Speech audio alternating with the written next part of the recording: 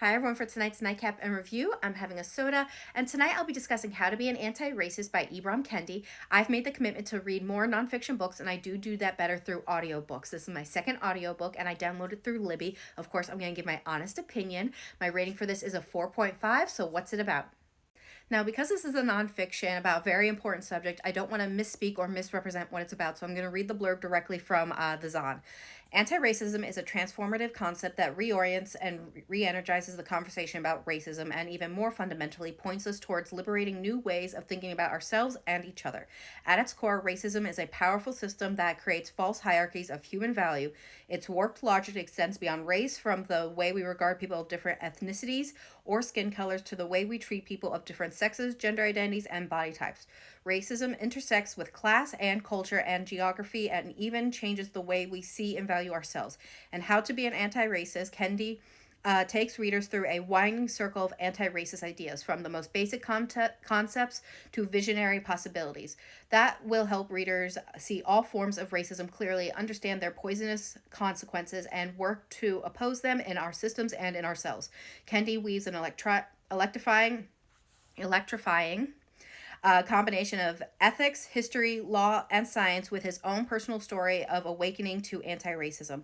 This is essential work for anyone who wants to go beyond the awareness of racism to the next step, contributing to the formation of a just and equitable society. So what are my thoughts? Again, I'm giving this a 4.5. Now, I will say the book was a little dense, but I really found it interesting because it took terms and concepts that I'm already familiar with and broadened their meanings and forced me to take a look at them and policies in a new light. One such example would be when we think about when people say, I am not racist. It is a very neutral term that lets people off because you cannot be racist, but you can support racist policies because it serves your self-interest, which we'll get into in a little bit. And instead, we need to strive to be anti-racist, which is going beyond I'm not racist, again, the bare minimum, and instead taking a look at policies, structures, and even personal beliefs and what we can do to challenge them and ultimately change them. Now, my biggest takeaway from the book was that I've always placed the emphasis on education. Essentially, we can educate away the racism. And I was naive in thinking that. The author made this point towards the end of the book that really stood out to me. A lot of us see ignorance as a source of racist ideas, and we see racist ideas as the cause of racist policies, and we have to change the mind to change the person to change the policy.